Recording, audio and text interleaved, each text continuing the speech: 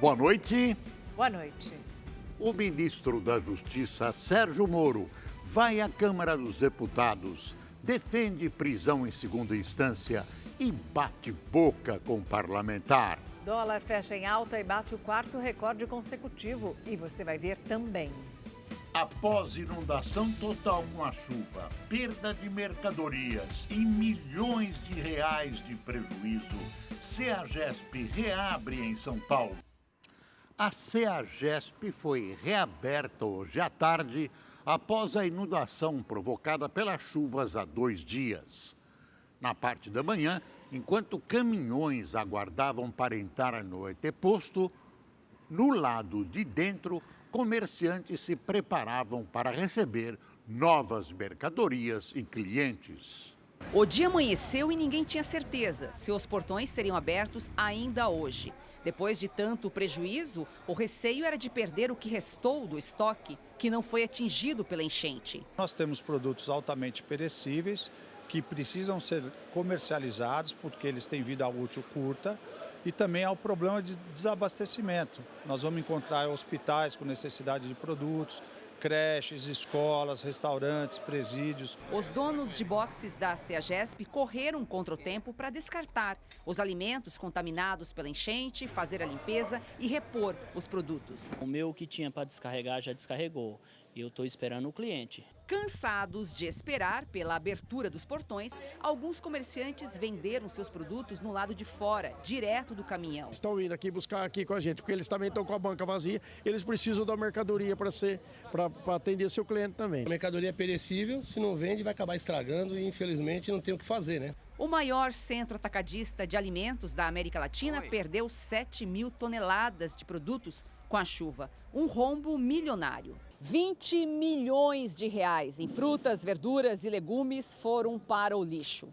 Além disso, os comerciantes deixaram de faturar cerca de 130 milhões de reais nesses 3 dias. O Sindicato dos Permissionários da CEAGESP garante que o prejuízo já foi absorvido pelos atacadistas e que o custo não será repassado para o varejo. Agora, o consumidor tem que ficar atento para não comprar o que estiver caro demais. Percebeu uma evolução de preço, uma coisa exorbitante, uma coisa absurda? Não adquira, aguarda um pouquinho mais. De hoje para amanhã, de quarta para quinta-feira, o mercado certamente vai iniciar as operações. Para o economista da FIP, a enchente na CEAGESP foi um caso isolado e não deve gerar aumento significativo nos preços. Provavelmente o abastecimento volte ao normal nos próximos dias e os preços voltam à dinâmica de sempre. Aos poucos, São Paulo vai se recuperando dessa chuva que deixou a cidade paralisada. Mas o que se vê ainda é muita lama e muita sujeira. A repórter Carolina Riguengo foi às ruas conferir os estragos provocados não só pela chuva em volume recorde, mas também pelo lixo descartado de maneira irregular na cidade. Lixo por todos os lados, nas ruas atrapalhando a circulação de pedestres, no canteiro central e até nas comportas deste piscinão na região metropolitana de São Paulo. Essa rua faz parte de uma das áreas mais afetadas em Taboão da Serra, na Grande São Paulo.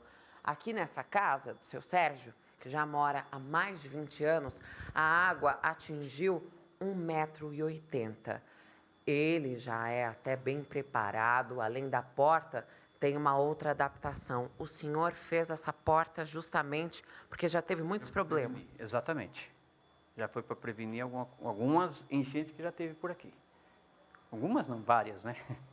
E a população um pouquinho mais de consciência, né? Colocar o lixo para o lixeiro levar, né? E não jogar dentro do rio.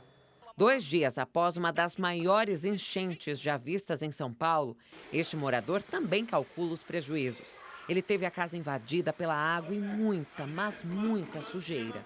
A população tem que se educar, né? Colocar o lixo na hora certa, da coleta de lixo, essas coisas. Não jogar móveis no chão, sofá, na rua aí, que a gente passa a ver, né? Ver cada situação. Gente jogando saco de lixo no piscinão, na rua, que eu já deparei com isso. Mas, segundo especialistas, o lixo não é o principal causador das enchentes. Nos últimos 30 anos, a quantidade de asfalto na Grande São Paulo cresceu 11%, o que dificulta a absorção da água das chuvas. O principal responsável é a excessiva canalização que nós demos para esses córregos, a impermeabilização do solo da cidade, que impede que a água chegue de maneira adequada aos rios. Na última segunda-feira, São Paulo viveu um dia de caos. Foi o maior volume de chuvas para o mês de fevereiro em 37 anos. A tempestade fez rios transbordarem, causou dezenas de alagamentos, deslizamentos e travou a maior cidade do país. O ambientalista dá uma estratégia para a contenção das cheias: a plantação de árvores pela cidade. O ideal seria nós tirarmos as grandes avenidas em cima dos córregos, replantar as suas matas, fazer áreas de lazer, mas isso fere diretamente uma série de interesses e, infelizmente, não é o que tem acontecido. Os governos tentam empurrar a culpa das enchentes para cima da população. Essa população que joga lixo nos rios, nos córregos e ruas. O lixo faz parte desse quadro, mas a responsabilidade maior é dos serviços públicos, dos governos. Os rios e córregos, inclusive os canalizados, não fluem como deveriam fluir, devido principalmente ao assoreamento, cuja limpeza os governos não fazem ou realizam muito mal. No caso de ontem em São Paulo, é preciso fazer um desconto, de anteontem. É preciso fazer um desconto porque as chuvas ultrapassaram qualquer expectativa. Veja agora como fica o tempo amanhã em todo o Brasil com a Gabriela de França. Olá, boa noite para todo mundo. Olha, além do alto volume de chuva que causou estragos em cidades de São Paulo e também do Rio de Janeiro, as baixas temperaturas também chamaram atenção durante essa semana, viu? São Paulo e Rio de Janeiro tiveram a tarde mais fria do ano, isso em fevereiro, que costuma ser o mês mais quente. Olha, na capital paulista, a temperatura não passou de 20,7 graus. Friozinho em pleno verão, muita gente precisou tirar aí o casaco do armário. A boa notícia é que a partir de amanhã o sol volta a aparecer. Amanhã ainda um pouco tímido, a temperatura ainda fica mais amena, máxima de 24 graus. Mas até sábado o sol brilha forte, a temperatura sobe mais, máxima de 29 graus. Final de semana aí vai ser de sol e esquenta mais também. Agora no Rio de Janeiro ainda tem alerta para temporal amanhã, hein? O tempo fica fechado, nublado, com chuva forte. Por conta do mau tempo, a sensação ainda é de friozinho, máxima de 26 graus. Na sexta-feira a situação começa a melhorar, o tempo abre um pouco mais. Em Belo Horizonte, muita chuva ainda para os próximos dias. Amanhã tempo encoberto também, máxima de 26 graus amanhã e de 29 graus na sexta-feira.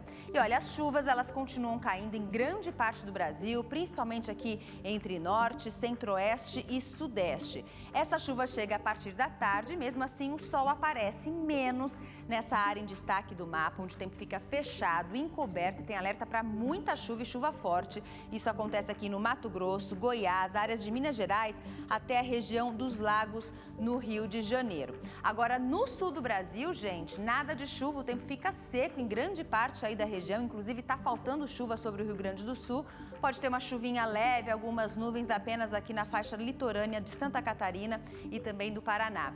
Em Porto Alegre, muito sol amanhã, em calor de 32 graus. Agora em Natal, muita chuva e máxima de 30 graus. Eu fico por aqui, qualquer dúvida é só clicar no site da Rede TV. Te vejo amanhã, até lá. Tchau, tchau. Um assalto a uma loja de departamentos assustou os moradores da Taquara, na zona oeste do Rio de Janeiro. Depois de uma intensa troca de tiros com os policiais, os criminosos conseguiram fugir. As marcas do confronto estão por todos os lados e impediram que todas as portas da loja fossem abertas hoje. Imagens gravadas por moradores da Taquara, na zona oeste do Rio, por volta das 8 horas da noite de ontem, mostram a intensa troca de tiros.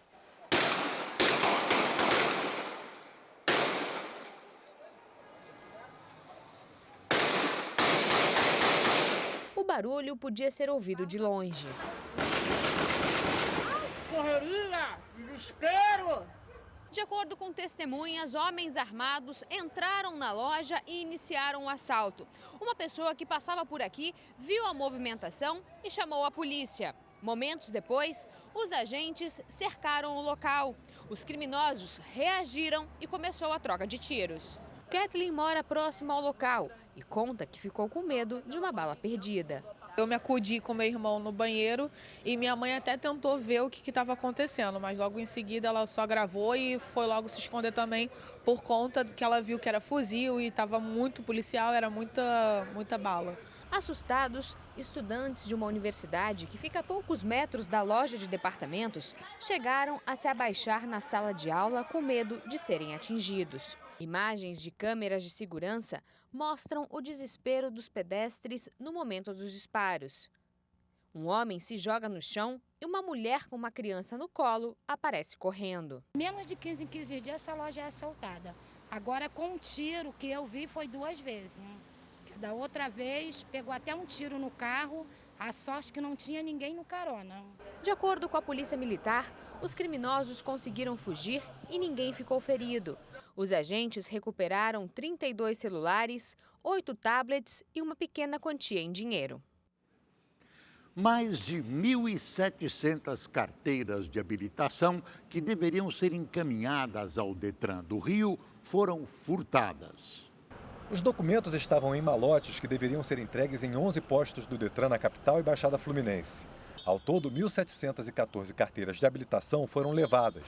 O Detran informou que registrou os números de série de todos os documentos no sistema do órgão e na delegacia de polícia e ressaltou que não haverá problemas para os reais condutores. Novos documentos já foram reemitidos e as carteiras de habilitação estão sendo encaminhadas às unidades de atendimento onde foram solicitadas. A cidade de Belo Horizonte se prepara para o carnaval e promete agir com rigor no combate aos abusos sexuais e violência contra as mulheres durante a folia. Na expectativa de receber 5 milhões de foliões durante o carnaval, a polícia de Belo Horizonte vai reforçar a segurança nas ruas. Policiais à paisana vão se infiltrar nos bloquinhos para prevenir brigas, furtos de celulares e principalmente o assédio contra mulheres. A maior preocupação são os crimes sexuais, como importunação sexual, porque eles elevam de forma drástica nesse período, justamente pelo acúmulo de pessoas, pelo aumento do fluxo de pessoas. Os infratores aproveitam desse momento para praticar esse tipo de crime. A Drica é uma das coordenadoras da campanha Não é Não, que nasceu contra o assédio no carnaval e se espalhou por todo o país. Não é não!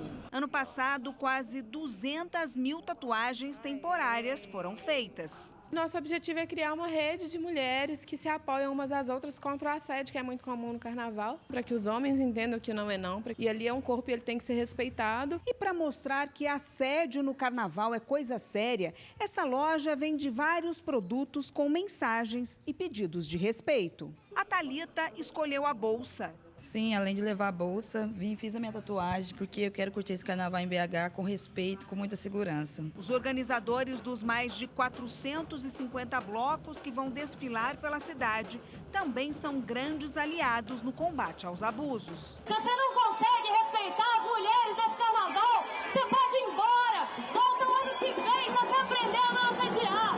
Vai embora! O uso da tecnologia promete ajudar a identificar quem passar dos limites. E para quem não vê a hora do carnaval começar de vez, vale o recado. Bora curtir o carnaval com muita responsabilidade, respeitando o corpo das mulheres.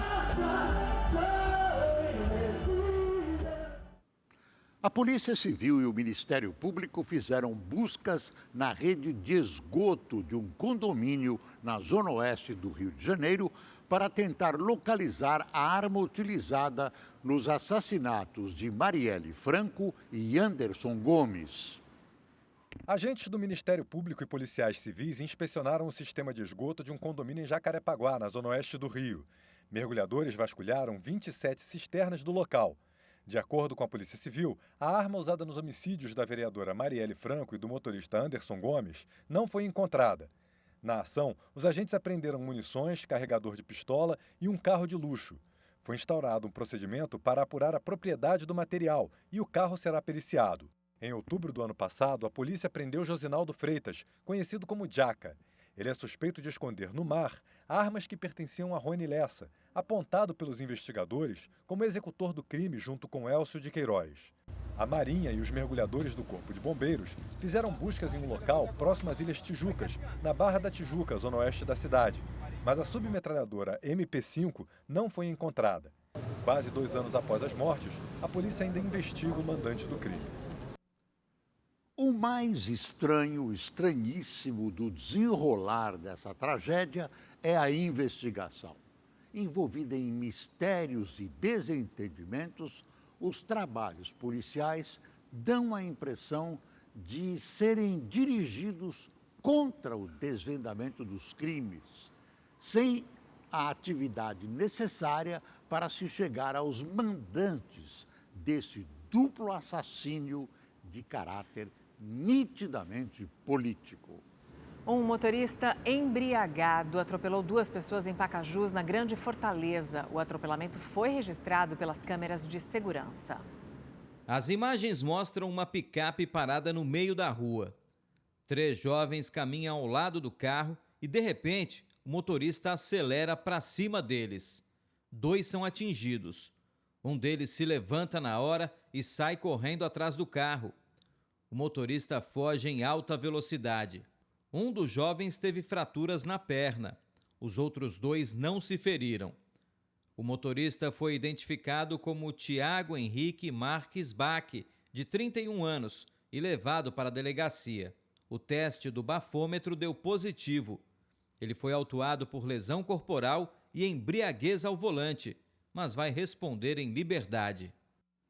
Alguma coisa tem de ser feita por nossas ínclitas autoridades para amedrontar os bêbados ao volante. Eles têm quase certeza da impunidade.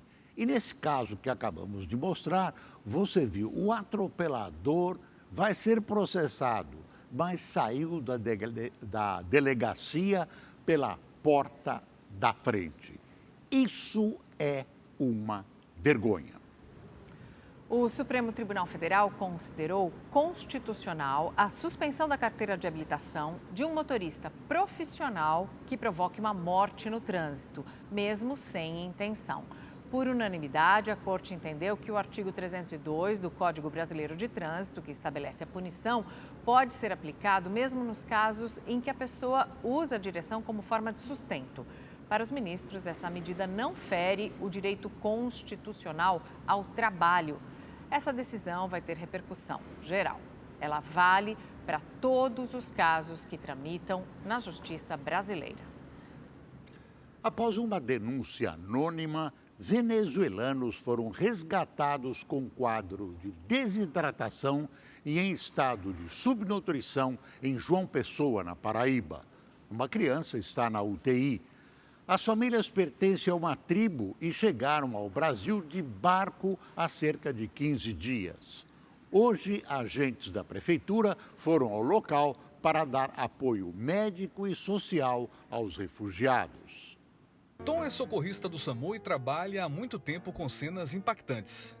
Mas nada se compara com as imagens que ele viu hoje pela manhã. Uma mistura de desespero e tristeza. Quando a gente pensa que já viu de tudo na vida da gente, a gente não encontra uma situação dessa. É difícil. Muito difícil. Tom e outros profissionais de saúde estiveram no Baixo Roger para acompanhar a situação dos venezuelanos que moram nessa vila. Encontramos famílias em situação de abandono e crianças sofrendo muito mais do que os adultos. Muitas delas não se alimentam há mais de um dia. A leite cá? Muito pouco, não dá. Também não tem roupas para as crianças. Não tem roupa também. O SAMU prestou assistência e identificou crianças em estado grave, desnutridas, doentes e precisando de atendimento com urgência. 5 crianças foram encaminhadas para o Hospital do Valentina. Uma delas está na UTI.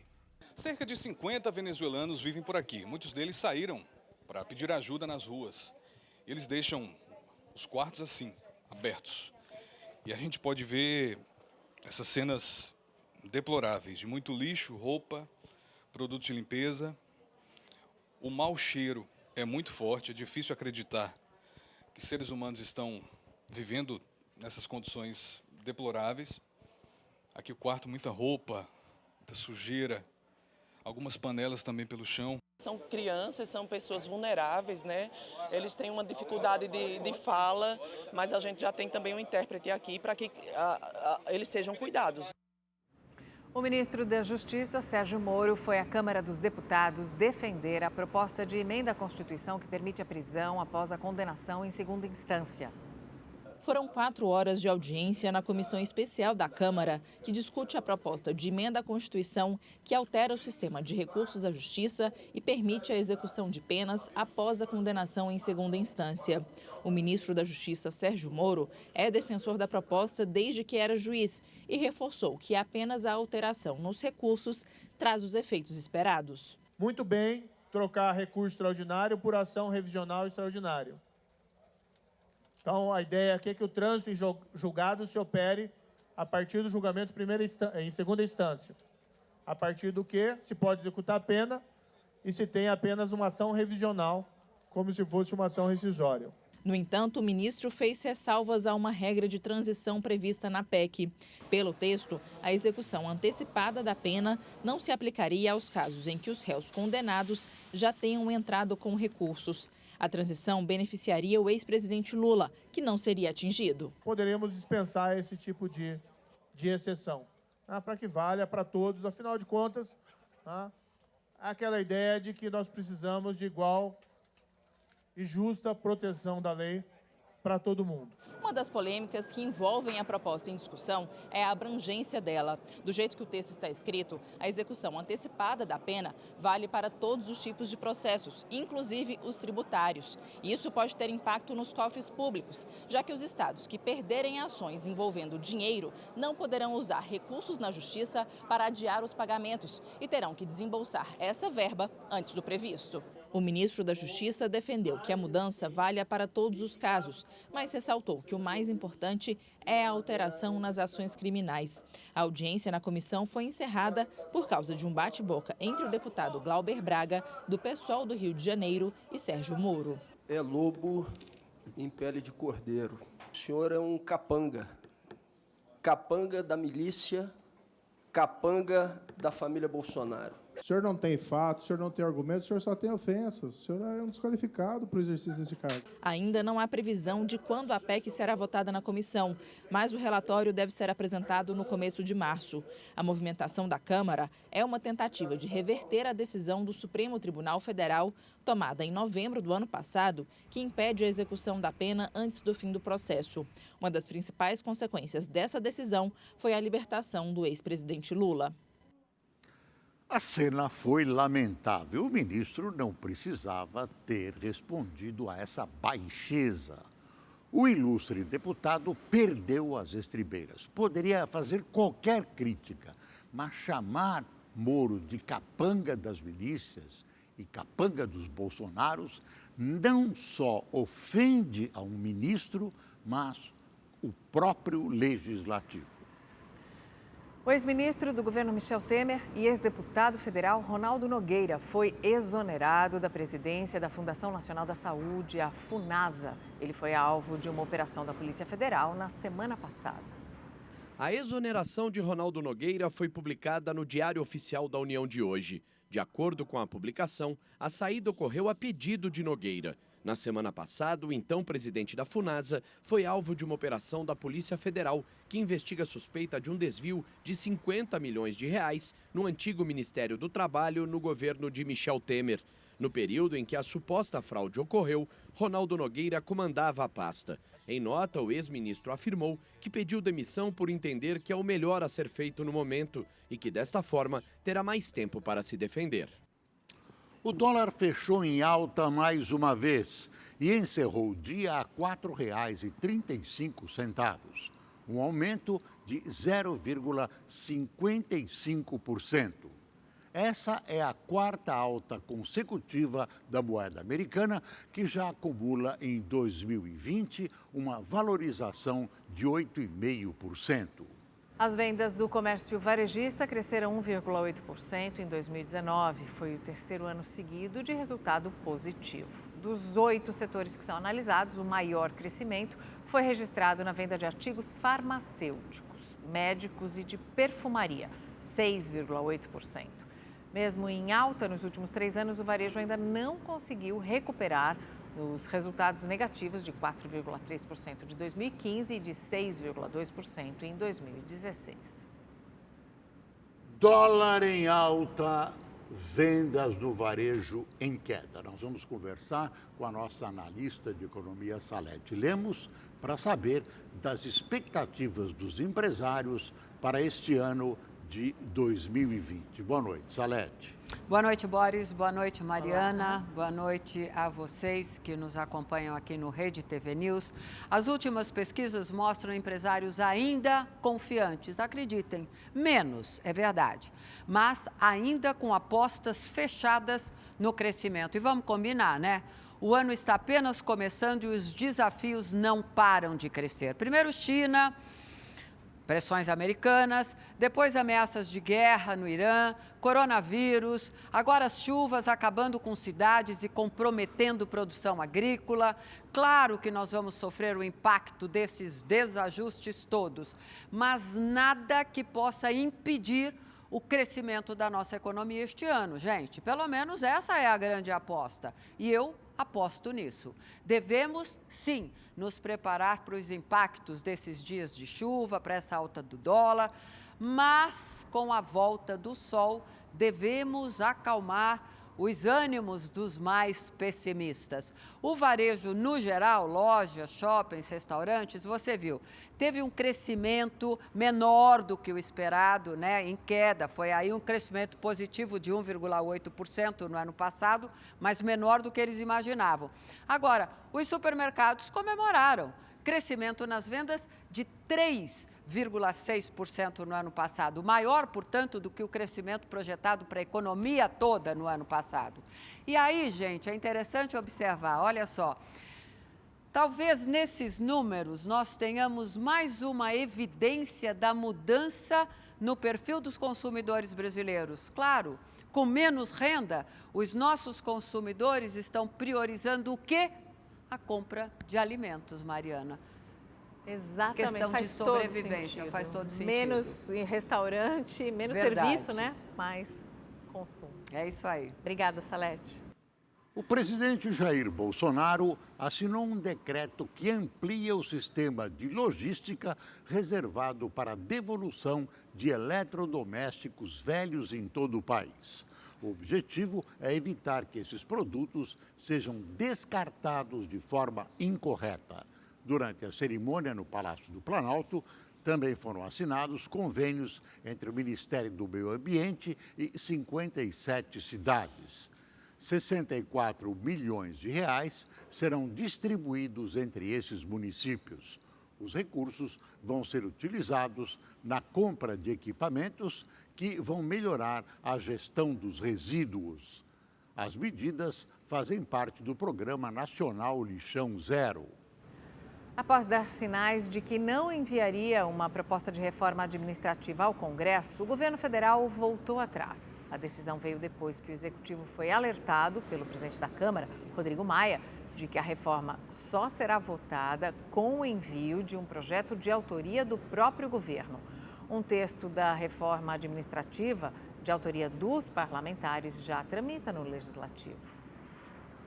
O governo já tinha até mostrado alguns trechos do projeto de reforma administrativa que mandaria rapidamente para o Congresso. Mas aí o governo teve a percepção de que mexer com funcionários públicos em ano eleitoral não seria recomendável. Então, preferiu que o Congresso utilizasse um dos projetos sobre o assunto que já tramita na Casa. Rodrigo Maia deu um enfático não. E o governo recuou e diz agora que vai mandar o seu projeto. No Facebook da Rede TV você já pode acompanhar o nosso novo programa exclusivo no Facebook Watch. O Histórias do Dia traz vídeos com conteúdo atual e de interesse do internauta. E se você quer rever esta ou outra matéria do Rede TV News, inscreva-se agora no canal da Rede TV no YouTube. Lá você pode assistir a íntegra de todos os nossos programas. Então acesse agora youtube.com/redetv. E a Rede TV encerra o seu Rede TV News. Boa noite. Boa noite, até amanhã.